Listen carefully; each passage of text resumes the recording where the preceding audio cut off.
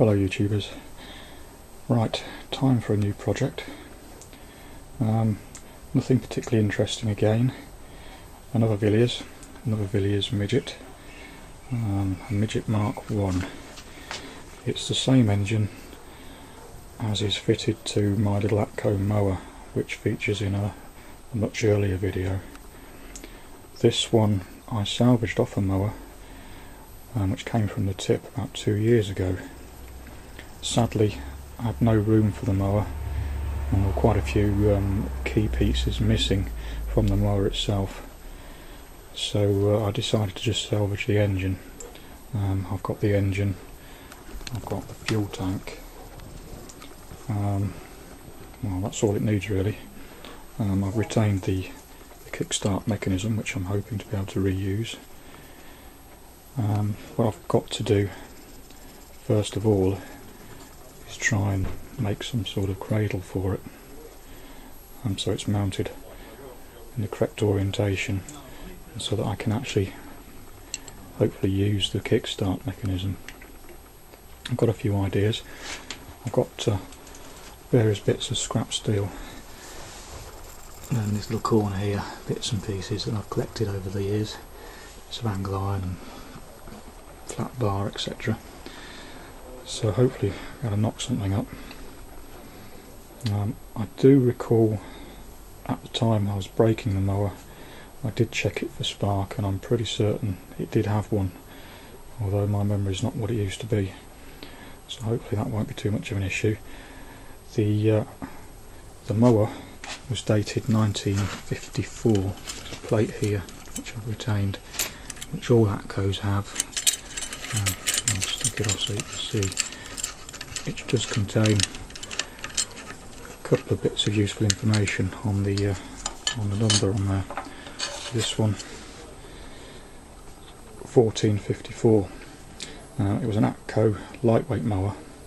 The 14 tells you it was a 14-inch cut, and the 54 is a date code, 1954, so quite straightforward. I seem to recall the date stamped on the flywheel was 53, so that all ties in. Like I say, it's actually the same engine as on my, I've got a 12-inch cut Atco lightweight, 1947 or 48, something like that, which is in one of my videos. It's down, I don't know if you can see it, it's a bit dark down in this corner. It's down there, it's exactly the same engine. That one, the earlier one there, has got a different silencer. It's so dark I don't think you can see it. It's got the torpedo style, which I prefer. I think they sound slightly nicer than these pepper pots. Anyway, that's what I'm going to be playing with. I shall keep you updated. By the way, what I should mention while we're in here, and I've got my camera, the Ryobi strimmer I was working on in the previous video. As you can see there, I've got some new fuel lines for it. eBay was the tool of choice. They are actually silicone lines, which hopefully will be much better than the original PVC.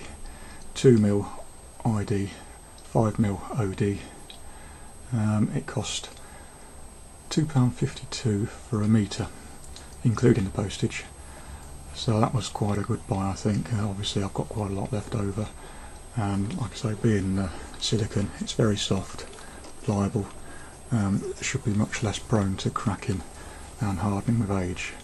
I believe it's actually designed for small RC model engines, but ideal for that application, and the perfect size, perfect fit in the tank, etc. And that all works perfect now, so that one can hang there. Right, as you can see, I've removed the carb and the remainder of the mower frame. I've got in my mind now how I'm going to make the cradle. I need to see a friend of mine who's got a big pile of scrap steel. What I want I haven't got, typically. I should be able to pick that up tomorrow. Good news is, seems to have a decent spark. I'll see if I can demonstrate that to you now. I don't know if you can see that. I'm turning it very slowly, just by hand there. big fat blue spark, so quite pleased with that. Right, well, as you can see, I've removed the flywheel cover now. In there you can see the coil, and the points are underneath that brass cover there. We'll expose those in a short while when I actually remove the flywheel. I don't know if you can see the date stamp on there, which so far every Villiers engine I've had has been dated on the flywheel. There you can see 853, so that's August 53, which, like I say, ties in with the date on the mower. Underneath here we have, I don't know if you're going to be able to see them, timing marks on that lug there, an arrow, and on the flywheel. One thing I've noted, when the engine's timed up, it's quite a way off top dead. In fact it's about 30 degrees advanced, so at this stage I'm assuming the flywheel's possibly been moved. I haven't actually heard this engine ever run, so what I'll do, obviously I'll check the specs to see how it should be timed, but I do believe it's wrong currently. Anyway, I'm going to remove the flywheel now. Okay, well, as you can see, the flywheel's now off, which is quite a straightforward operation on these engines. It's just a case of undo the nut that's on the flywheel and keep winding, and it pulls it off the taper on the shaft there. So that's quite an easy job. Now you can see quite clearly the coil and the points, which are underneath that little cover there. They are Villiers branded points, so quite possibly original set. The actual contacts look in very good condition. The condenser is underneath that plate there. No need to access that. What I'm going to do now, I'm going to put the flywheel back on temporarily, and I'm going to have a go at removing the clutch dog, which is on that end of the crank. I believe it's just threaded on. I've had a look. The thread looks to be standard rotation, and thinking about how the engine actually rotates, that makes sense. I expect it to be very tight, so I should probably use a bit of heat, and we'll see how we get on. Okay, well, as expected, that was very tight. It's obviously self-tightening with the running of the engine. What I had to do was apply a bit of heat to the end there, and holding the flywheel by hand, shocked it off with a large spanner and a hammer. And once it started moving, it came off quite easily. What I might be able to do with this is actually, if I grind away those welds holding the dogs on, the dogs then are actually a separate part to the boss.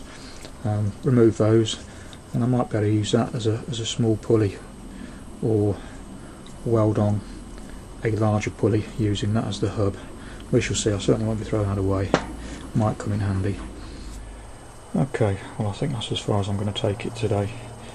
Hopefully tomorrow I'll be able to get on with making up a little cradle for it, and who knows, maybe even have a go at getting it running.